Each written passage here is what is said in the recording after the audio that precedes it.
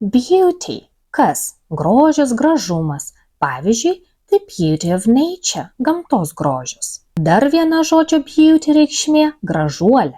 Pavyzdžiui, Beauty and the Beast – gražuolė ir pabaisa. Jeigu mes norime kažką pagražinti arba papuošti, galime vartoti veiksmažodį beautify, kurį sudarome su priesagos fy pagalba ir pakeitę rašyboje raidę y į I.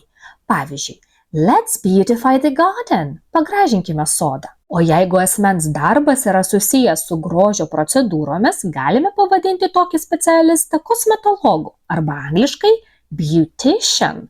Šį žodį sudarome su priesagos shan pagalba.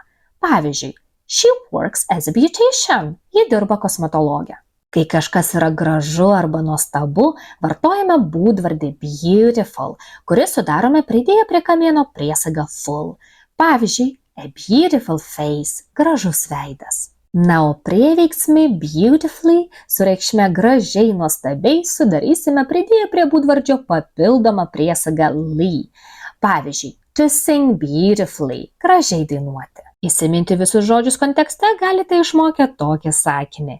A beautician beautifies faces beautifully to show their beauty and make them look beautiful. Like and follow for more.